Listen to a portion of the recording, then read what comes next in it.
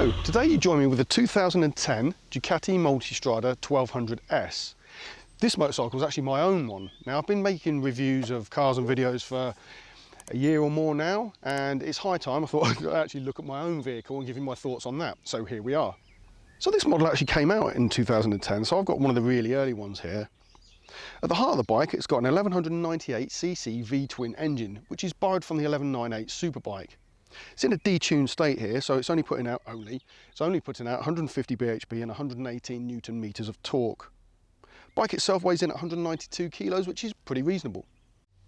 So there were two models available when this bike came out. There was the 1200 and the 1200S. This is the 1200S, and the ticket price when new, you pay an extra £3,000 to get the S.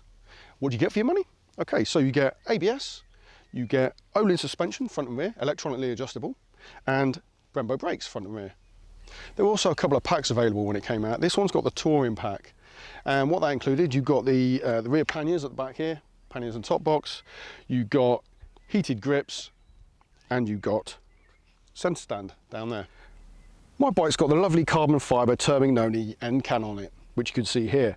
Or rather, you can't see it here because it's criminally hidden behind the rear pillion foot pegs. C'est la vie. Now, in terms of model revision history, in 2014 this bike received the much praised Skyhook suspension system, and more recently it's had a much bigger upgrade in terms of, well, its engine really, its power plant.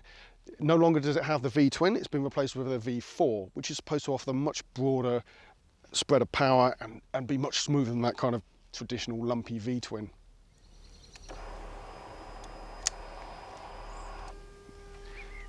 Now this bike's got a full digital display. It's only in mono here. The revised version in 2014 gave it a full colour screen.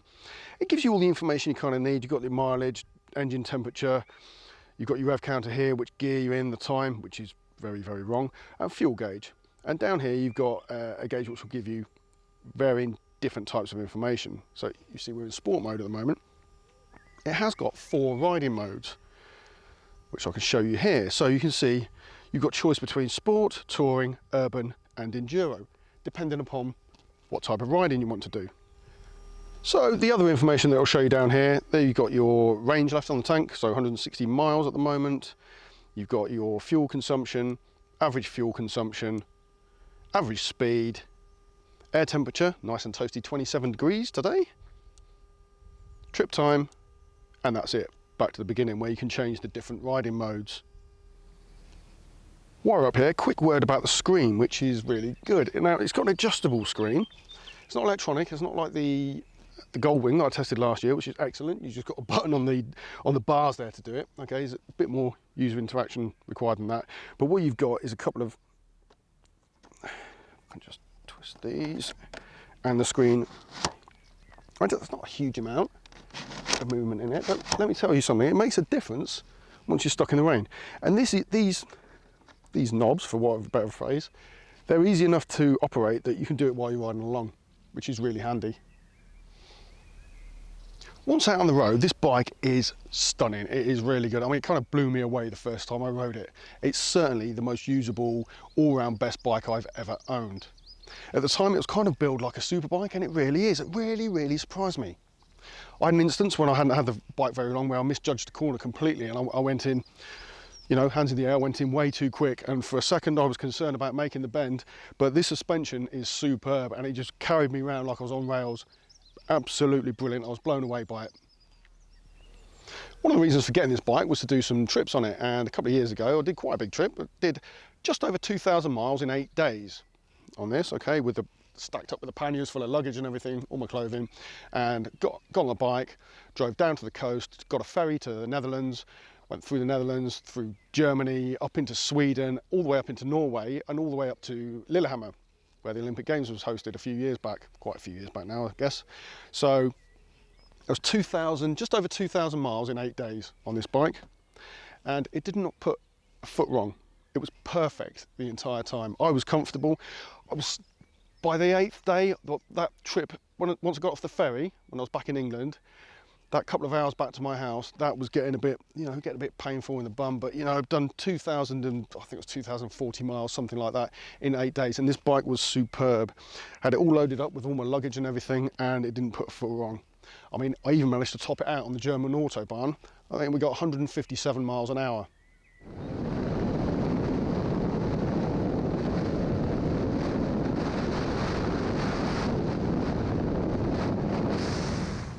You're not really supposed to do that sort of speed once you've got the panniers and top box and everything on it, but it did it pretty easily and it's fairly stable. It's really good. Anyway, we had all sorts of weather, so we didn't have snow, but we had some pretty horrendous rain going through Germany. There were parts of the Autobahn where it was absolutely hammering it down, and we had some really hot weather as well. And this bike, it was, like I say, didn't put a foot wrong or a wheel wrong. It was absolutely superb. So there you go. I can't recommend this bike enough. I really can't. And you can pick them up fairly cheaply now because, well, I mean, this is 11 years old, so it's knocking on a little bit. I'd really love to ride the new V4 to compare it, see what that's like. Although I probably shouldn't because I'll end up buying one. But, you know, I've got negatives. Let me say some negatives about it then. Okay. It's not fair for me to just heap praise on it without any negatives. Right, so suspension I've covered. Brilliant. Absolutely superb. Brakes. Front brake, brilliant, really impressive. Lots of bite, lots of feel, lots of power behind that grip. Back brake, absolutely rubbish, really spongy, really crap.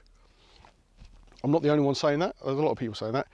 There you go, there's one negative. What other negatives can I come up with? The screen and the controls, I find those a bit fiddly, a bit awkward to be honest, and every time I want to do something I need to get the manual out. It's like a Masonic handshake to be able to change anything, especially the clock or anything like that, or when you're going abroad, if you want to change the speedo from miles an hour to kilometres an hour, you've got to get the handbook out because it's not intuitive at all. And while we're on the subject actually of what's intuitive and not intuitive, this has got heated grips on it, but to operate the heated grips you need to press the starter button, which I don't think anyone would ever guess. So while you're riding along the road, if you want to turn the heated grips on or change the level of the heated grips, which by the way go from a little bit warm to a little bit warmer to hotter than the sun, you need to press the starter button. Very odd. But that's it. I'm really struggling to think of any more negatives than that. It's a superb bike. Like I said, best bike I've ever owned. And I can't really give it higher praise than that. All right. Thanks for watching. I hope this was informative. I'll catch you next time.